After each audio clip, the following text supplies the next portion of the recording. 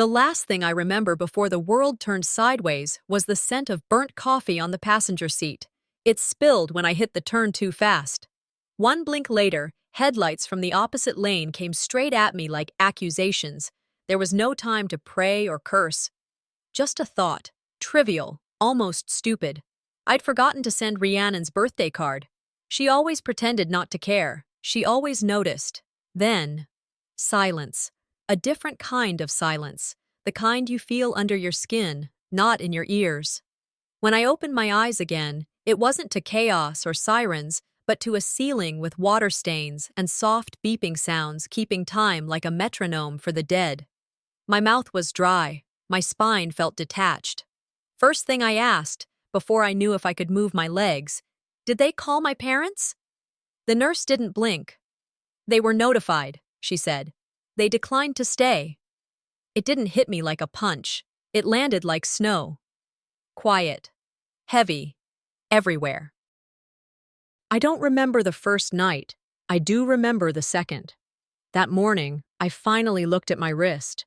The hospital bracelet said, Jorel Vaughn, sponsor funded. Not next of kin, not daughter of. Sponsor. The term settled into my gut like sedative poison.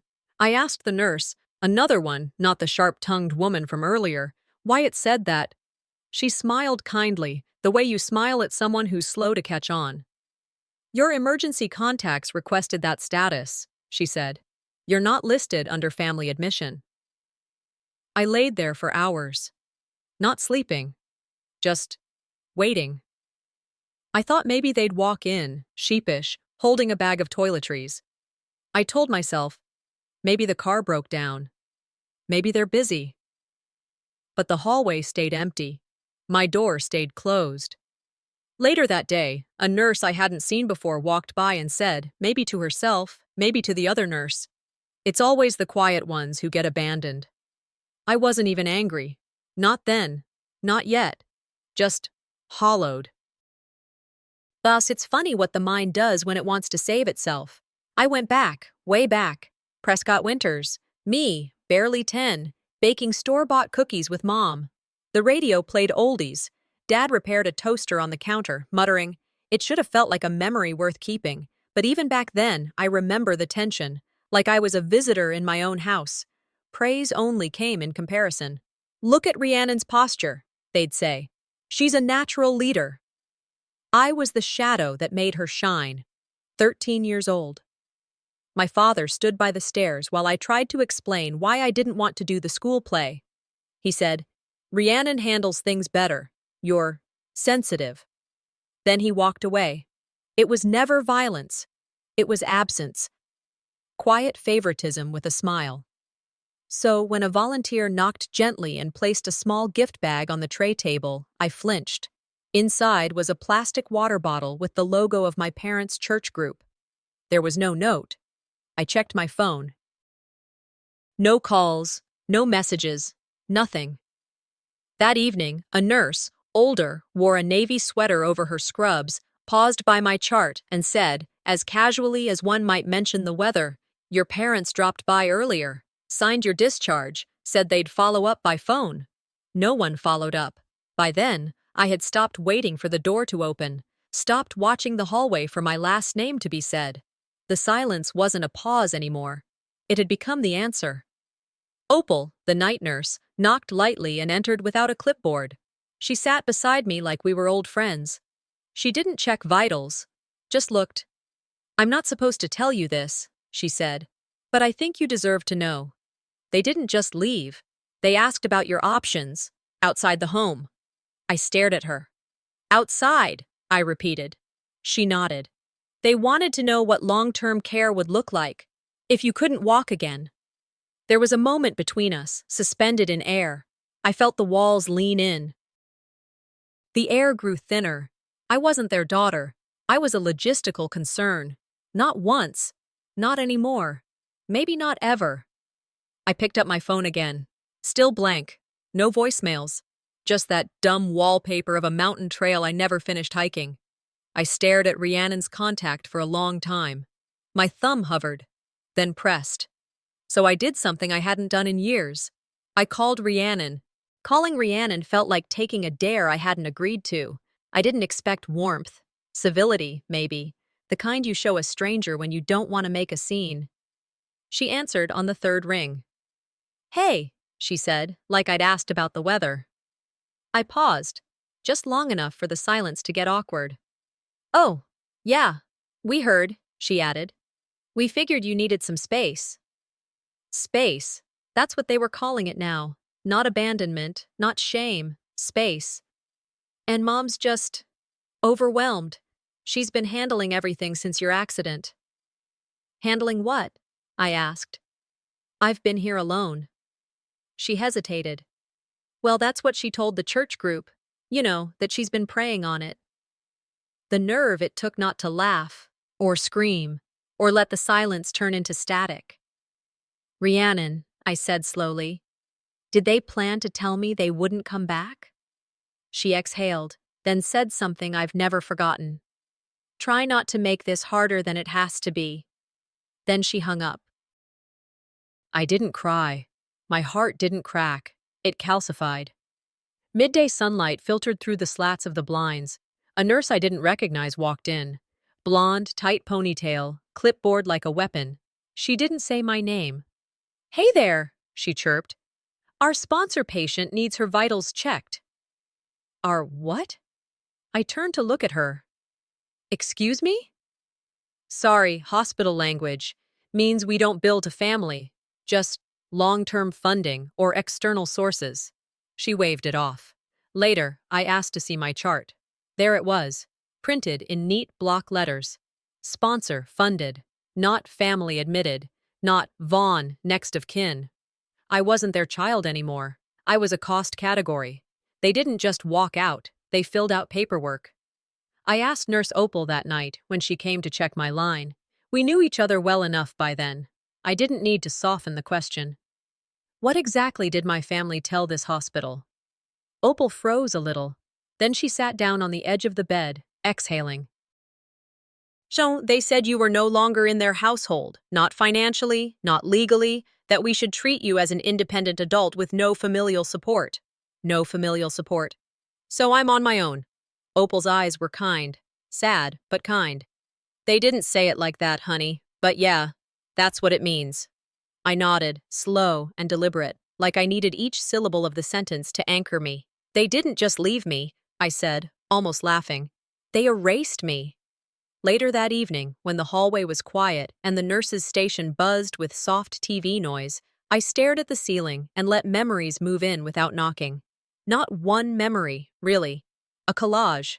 Birthday parties where Rhiannon always got the last piece of cake. Church events where I was the one folding chairs while she gave closing remarks. Holidays where Mom said, "Let your sister go first. She's older, she's busier, she has a lot on her plate." All my life, I'd been second in a two-person race I never entered. This wasn't a change. It was a reveal. And suddenly the silence made sense. It wasn't that they didn't hear me, it was that they never planned to. I spent the next few hours staring at my hands, pale, bruised, the IV line tracing over bone. There was a light pulsing under the skin, my body still doing its job, even when the people who made it had stopped showing up. I wasn't angry, not yet, but I felt something shift, like a rusted latch finally breaking loose. I whispered, just loud enough for no one to hear, "I won't beg for a place at their table." Then I reached for my phone, tapped into the contact list, scrolled to Mom and Dad. Delete, delete. But I didn't remove Rhiannon. Not yet. The next morning, I asked to be wheeled outside. The nurse hesitated, said something about my chart still being red flagged for fall risk. I signed the release form anyway. I needed air, not sympathy. The courtyard behind the hospital was mostly empty. Snow dusted the benches and shrubs, not enough to blanket anything, just enough to remind you it was cold. I moved the chair with my arms, slow but steady, one push at a time. There was something holy about movement when it wasn't granted freely. First lap around, I passed the emergency entrance. Second lap, past the staff break room. Third lap, something gave way. It happened fast but quiet. No snap. No pop. The entire left side of the wheelchair dipped, then collapsed. My body had nowhere to go but down. Shoulder first, then ribs. The world tilted white. I heard someone yell, maybe security. I couldn't lift my head to look. The pain wasn't sharp. It was sudden, total, like the body trying to shut itself off to avoid witnessing what just happened. Back inside, ER, again. Lights, again. They cut the hoodie I'd just been given, my only one. My shoulder was purple, my elbow dislocated. One of the hospital techs, maybe early 30s, paused at the foot of the bed while adjusting the blanket. He didn't look me in the eye when he spoke. "We checked the chair," he said. "The springs were tampered with." I blinked. He didn't elaborate. I asked who delivered it. He checked the system. Family drop-off. No official vendor. No receipt. No chain of custody. They hadn't just left. They'd set a trap and called it charity. Later, after they'd popped my elbow back and the ache settled in like a squatter, I sat staring at the ceiling, thinking not about the pain, but the pattern. It was always this way. There was never one moment of betrayal. It was a mosaic. Holidays where I was invited late, if at all. Photos where I stood on the edge, half-cropped. Praise that only showed up when I was standing beside my sister, so she could outshine me. There wasn't a single birthday I could remember where the cake said only my name. Rhiannon was always co-celebrated. Even the family albums told the same story. She was always at the center. I was supporting cast. Love in our house was a press release. Polished. Positioned. Posed. The wheelchair breaking wasn't just violence. It was consistent. I tried calling my dad that afternoon, not because I thought he'd explain, but because part of me still wanted to hear what he'd sound like when caught. He picked up. "Yeah? It's me," I said. "Jor-El, I know." A pause. I fell. The chair collapsed. I heard. "You heard?" He sighed. "Look, this isn't helping anyone." "Did you know?" Another pause. "We thought it might discourage you from leaning too much on others." It hit me harder than the concrete. I didn't argue. I didn't scream. I hung up. My hand shook afterward, not from pain, but from something I couldn't place yet. It wasn't rage, not fully. It was like standing in the middle of a burning house and suddenly realizing you'd never owned it in the first place. Back in my room, the window fogged with melting snow, I sat on the edge of the bed and looked at the IV line, ticking, slow, steady. Each drop felt like a countdown. They wanted me broken, but they'd forgotten something. I'd been broken before. I pulled the bedside drawer open, reached for the pen the chaplain left last week. No prayer cards, just paper. I began writing. Not poetry, not memories, records, dates, names, times, because I wasn't writing a letter. I was building a case. I was scrolling through my voicemail list that evening, looking for a pharmacy callback, when I saw a message I hadn't opened. The timestamp said it came in 2 days after the crash, right around the time they'd stopped responding. I didn't recognize the number at first, no name saved. But when I hit play, her voice came through, tight, no softness. "Just try it," she said. "Maybe this is what you need to stop feeling sorry for yourself." There was a pause, like she'd thought about softening it, then decided not to. I sat up straighter, phone pressed to my ear, listening again. Second time, it hit different. The first time, I felt a flare in my chest. The second, it just landed cold. That wasn't anger talking. It was surgical. It was intention wrapped in motherly authority. You don't accidentally say something like that. You mean it. You know exactly what it's supposed to do. I set the phone down on the table beside the bed and stared at the IV bag. That was the first time in days I didn't feel tired. Not long after, a woman from the hospital's social work department knocked. She wore a badge that said transition support. I already didn't like her. She was polite, firm. One of those voices that's been coached for courtroom clarity. "We've been discussing your discharge options," she said. "Your parents shared they believe motivational therapy in a less clinical setting may be best. At home. With structure." I raised an eyebrow. "Motivational? Like Taking apart my wheelchair to keep me moving? She blinked once. Didn't ask me to explain. Didn't push back. Just nodded like she'd been waiting for that kind of answer. I leaned back. Let her continue the script. Let her read the lines they'd probably drafted together. She left with a stack of forms I didn't sign. That night, I asked Opal to stay while I made a call. I needed a witness, someone to hear it without having to say afterward, maybe you misunderstood. Speaker on. Ring. Then a voice. Hi, sweetie, Mavis said. Neutral, controlled.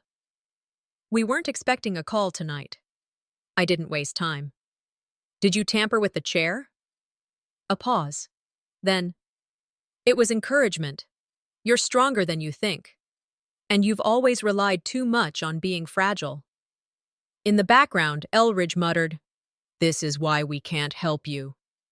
I didn't flinch, didn't scream, didn't even respond. I hit end. Then I pulled my notebook off the tray and wrote down their words. Encouragement. Stronger. Can't help. 3 phrases, 3 wounds, 3 exhibits. They didn't sound cruel out of context. That's how they operated. Never enough to quote, always enough to scar. Some pain doesn't shout, it sinks. You don't bleed on the spot, you just stop breathing quite the same. You always know when someone's helping you die a little faster, and calling it love. After lights out, I copied that voicemail to a hidden folder on my drive. Then, I deleted it from my phone. Not because it didn't matter, because it mattered too much. I emailed myself a transcript. Subject line, Record 1, Weaponized Encouragement. Then I opened a new folder. Named it, Legal. Subfolders, Emotional Manipulation. Hospital Communications. Medical Records. This wasn't about revenge. It was about record keeping. People forget. People lie. Paper doesn't. My final line before shutting the laptop. If you want me erased, let's start by making a record of everything you left behind. The screen dimmed just as a new notification lit up. Rhiannon had tagged me in a photo. I was sipping lukewarm broth when the tag came through. It was a photo. Rhiannon, center frame, grinning beneath a balloon arch. My parents were on either side, hands clasped in that picture-perfect, we're doing fine way. The caption read, Grateful for peace. Family day without the drama. They didn't block me. They wanted me to see it. I set the phone face down, but the image burned through the table. That word, drama, wasn't careless. It was aimed like a bullet, like they thought I was just noise, not blood. Later that day, during a shift change, Opal stepped in. She had a small clipboard, but she didn't glance at it. Did you ever get the last voicemail from your grandpa? She asked. I looked up. What voicemail? Her brow pinched. He left one here for you. I overheard your mom say she'd take care of it. I sat straighter. Take care of it how? Opal hesitated. Said she'd retrieve it personally, but I checked. There's no file attached to your records now. I called admin, had them pull the logs. There was a timestamp. File received, labeled W. Vaughn, for Jorel. Then, 2 hours later, a deletion request. Logged in under her name. They didn't just delete his voice. They deleted the only person who still saw me. Rain started sometime around noon. I don't remember hearing it begin, but I remember the envelope sliding under my door. No name, no handwriting, just cream cardstock and a thin black line drawn across the seal. Inside were 3 pages, printouts, legal-looking, settlement confirmation from a restaurant insurance carrier, claimant, Elridge Vaughn, dependent, Rhiannon Vaughn, filed by Mavis Vaughn, claim basis, emotional distress, household displacement, psychological toll due to long-term care demands. The payout, $178,000. There was no mention of me. They didn't just leave me off the paperwork. They used my pain and gave it someone else's name. I looked at the total again, $178,000, for surviving me. I read it once more. My spine broke. They cashed in. I walked, hobbled, down to the admin desk, asked who approved the family as my proxies. The woman blinked, pulled up files, It was submitted pre-admission, ma'am. Standard family designation. Do you have any verification I signed off on that? She froze. I turned and left without waiting for her to answer. That night, I didn't sleep. I stayed up reading every report tied to the accident, every note, every CC'd email. My name only appeared when legally necessary. It wasn't neglect, it was structure. I opened my laptop, created a folder. They made it legal. Subfolders: misuse of settlement, proxy fraud, emotional neglect. Inside each, I started dragging in screenshots, notes, recordings. I wasn't planning revenge. I was archiving failure, their failure to love, to protect, to even pretend. By 3 a.m., I was reading hospital codes on proxy revocation and estate access, not for closure, for distance. Then the ping came. My inbox lit up. Cassian Liddy, Grandpa's lawyer. Why now? I was mid-scroll through yet another legal article on medical proxy abuse when the email landed. No subject line flare, no urgency tag, just private documents enclosed, William Vaughn Estate. I froze. Eyes locked to the sender's name. Cassian Liddy, Grandpa's attorney. I opened it without breathing. The email was brief, maybe 2 lines at most, but it held a single attachment. Inside, a scanned letter, written in my grandfather's handwriting. Cursive, steady, familiar in a way that made my chest cave in. First sentence: if you're reading this, they didn't tell you the truth. My hands trembled, but my eyes didn't leave the screen. I read it again, and then again. They didn't tell me the truth. They didn't tell me anything. Below that letter came legal documents, pages stamped and signed, witnessed, notarized, an updated version of his will, 3 months before he passed. It gave me full rights to the family cabin. A private savings account, separate from the estate. A note. She was always the one they dismissed, but never the one who failed. My throat tightened. Not because I needed the money, not even for the house, but because someone, finally, put it in writing that I mattered. There was more. A letter meant to be hand-delivered to me at the funeral. It never reached me. Guess who handled all grief communications for the family? Mom. That letter, gone, but not this copy. They buried his voice, again. Beneath the will was something else.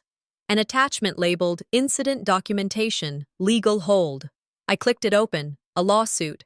Filed quietly. No media coverage. No family group chat update. Plaintiffs: Elridge Vaughn and Mavis Vaughn. Defendants: Rhodes. Hospitality Group. Claim: psychological distress due to dependent daughter's reckless conduct resulting in family harm.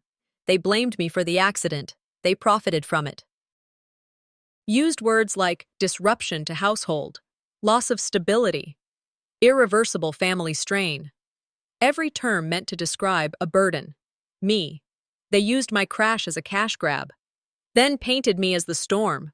I read the last line of their sworn statement out loud. She has a history of emotional instability and frequent attention-seeking behavior. That's what they filed. That's what they told the court. That's what they probably whispered to everyone who asked why they weren't with me in the hospital. I didn't cry. I didn't scream. I scheduled a call with Cassian. We spoke late afternoon, after the nurses brought in dinner and turned on the overhead light. He appeared on screen in his usual charcoal suit, same narrow tie Grandpa used to make fun of. He didn't waste time. "I'm sorry, Jarrell. I tried to reach you. Your mother said she'd inform you directly." "She didn't." He nodded like he expected the answer. "I held on to the will until I could confirm your state. The moment I saw the medical proxy status was revoked, I reached out. He walked me through next steps: power of attorney withdrawal, estate rights reclamation, guardianship separation, legalese. But to me, it was the start of ownership, over my name, over my story. After the call, I printed the documents one by one, laid them out like a map across my hospital blanket. I didn't stare at them like treasures. I studied them like evidence. I picked up a pen, circled passages, underlined lines. They tried to write me out. I was just writing myself back in. Then the door opened fast. Opal stepped in, holding her tablet. Her face was pale. "You need to see what your sister just posted." Opal didn't say a word when she handed me the tablet, just tilted her chin and watched my face as I tapped the notification. Rhiannon had tagged me. The post was from the night before, a charity gala downtown. I wasn't mentioned in the caption, but they'd used my name, or more accurately, tagged it on a balloon in the corner of the photo. Faded yellow, barely inflated, floating behind them like an afterthought. The caption read, "We all carry burdens, but some of us choose joy." There she was, front and center, in a fitted red dress, smiling like she hadn't just watched me fall apart. Mavis at her right, Elridge at her left, both posed for the local press shot. Background twinkle lights, wine glasses in hand. The comment section wasn't long, but it stung. "Such grace in hardship. You deserve peace. Some families just don't understand boundaries." And then, "What's the deal with her sister?" Rhiannon replied, "Some people thrive on attention. We choose action." That line, that damn line. I set the tablet down gently. My voice didn't shake when I said it out loud, to no one in particular. They didn't say my name, but they aimed it directly at me. I closed my eyes and let the weight of the words settle. It didn't feel like a slap. It felt like they'd buried me alive, then decorated the grave with flowers they bought on sale.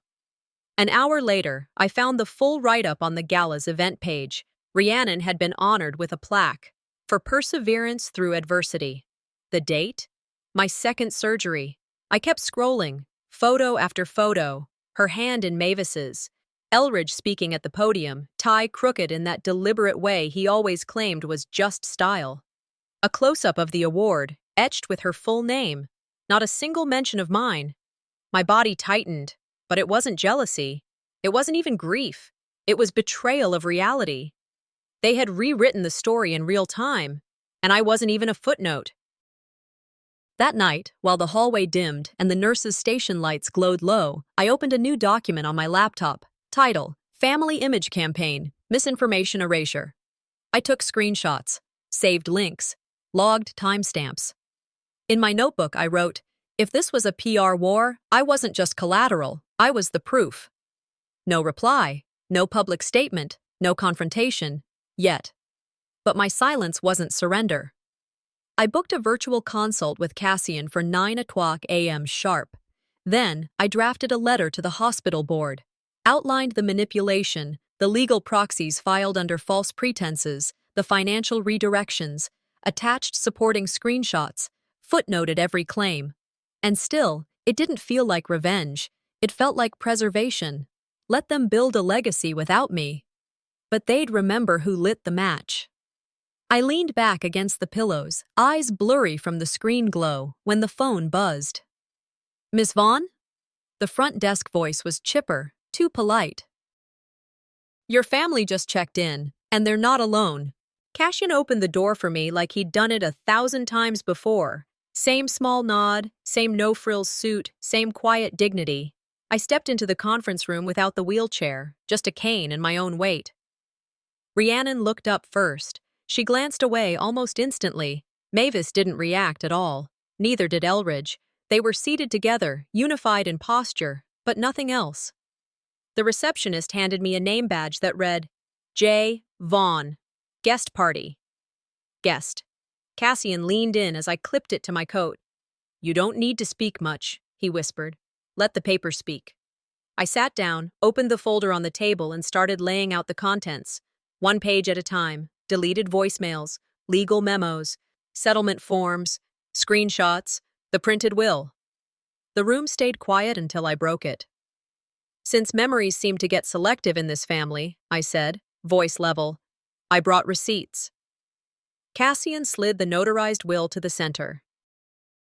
"This document overrides the previous estate arrangement signed by William Vaughn, witnessed, filed, 3 months before his passing."